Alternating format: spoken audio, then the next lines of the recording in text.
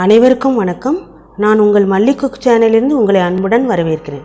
நான் இன்றைக்கி வித்தியாசமான முறையில் சோளக்கருது, அதாவது ஸ்வீட் கார்ன்னு சொல்கிறோம், இதெல்லாம் இப்போ எல்லா இடத்துலையும் கிடைக்குது. அதையும் நடக்கல்லையே வச்சு உங்களுக்கு ஒரு ஸ்நாக்ஸ் செஞ்சு காட்ட போகிறேன். அது எப்படி செய்யலான்னு பார்க்கலாம் வாங்க.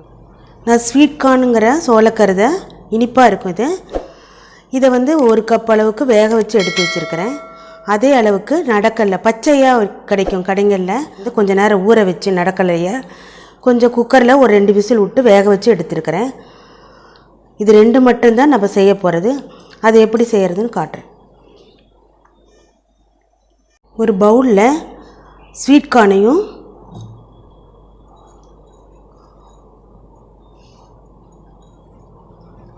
வேக வச்சு எடுத்துருக்கிறேன் நடக்கல்லையும் கொட்டிக்காங்க.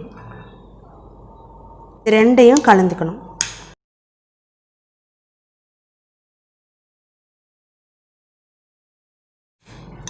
வீட்டில் கேரட்லாம் இருந்தால் கூட ஒரு கேரட்டை சீவி இது கூட கலந்துக்கலாம், அதுவும் ரொம்ப நல்லாயிருக்கும்.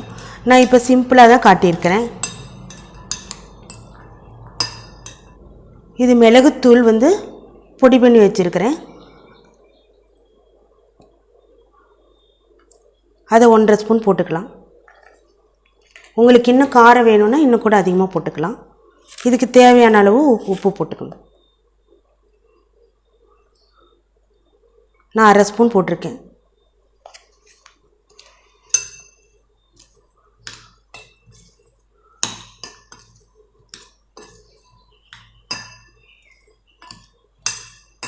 வேக வச்சு எடுத்துருக்கனால அதுலேயே கொஞ்சம் ஈரப்பதம் இருக்கும். அதனால் நம்ம போடுற மிளகு உப்பு எல்லாமே இது கூட கலந்துரும். அவ்வளோதாங்க, ரொம்ப ஈஸியானது.